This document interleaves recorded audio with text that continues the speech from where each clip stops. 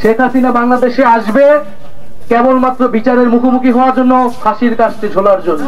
বাংলাদেশের জন্য, বাংলাদেশের স্বাধীনতার সার্বভৌমত্বের জন্য যারা লড়াই করবে, আমরা সবাই কাঁধে কাঁধ মিলে একসাথে আছি, ঐক্যবদ্ধভাবে আছি।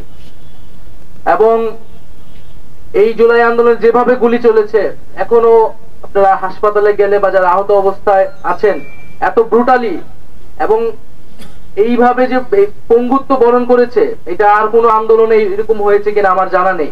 এরকম পঙ্গুত্ব বরণ করতে আমি দেখি নেই, যেভাবে মানুষের হাত পা চোখ নষ্ট হয়েছে। যুদ্ধ আহত হলেও এইভাবে আসলে পঙ্গুত্ব বরণ করতে হয় না। তো যারা বেঁচে আছে আহত অবস্থায়, তাদের বেঁচে থাকাটা অনেক বেশি কষ্টের, অনেক বেশি যন্ত্রণার। আমরা জানি, আমরা সেই যন্ত্রণা, সেই কষ্টের প্রতি সবসময় সমবেদনশীল। আমরা সকল শহীদ পরিবার, আরাফাত সহ সকল শহীদ পরিবারের প্রতি সমবেদনাশীল। এবং এই সরকার অবশ্যই এই শহীদ পরিবার এবং আহতদের পরিবারকে রাষ্ট্রীয় মর্যাদায় পুনর্বাসন করবে। এবং তারাই এই জাতির শ্রেষ্ঠ সন্তান, এবং তাদের যে রক্তত্যাগ, সেই আকাঙ্ক্ষা অনুযায়ী আমরা বাংলাদেশকে গঠন করব। এবং মাঝে মাঝে আসলে আমরা যারা আছি, আমরা তো সবসময় বলতে পারি না, কারণ আমরা নিজেরাই সরকারে আছি, আমাদের সরকারের ব্যর্থতা বা সীমাবদ্ধতা নিয়ে। কিন্তু কষ্ট হয় যখন আমরা দেখি যে শহীদ পরিবার, আমরা এই জুলাই গণহত্যা, আমরা আমাদের এই গণহত্যাকারীদের বিচার, এগুলা বাদ দিয়ে আরো নানান ইস্যু নিয়ে আমরা কথা বলি।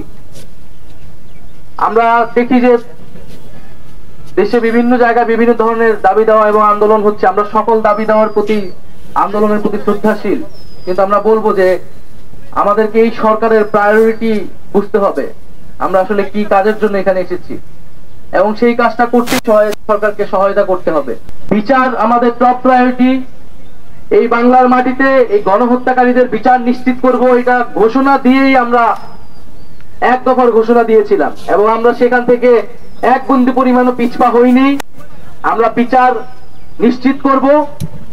এবং যারা ইন্ডিয়াতে আশ্রয় নিয়েছে এবং ভাবছে যে বাংলাদেশকে তারা বাইরে থেকে অস্থিতিশীল করবে, তাদেরকে বলবো যে বিচারের সম্মুখীন হওয়ার জন্য মানসিকভাবে প্রস্তুতি নিন।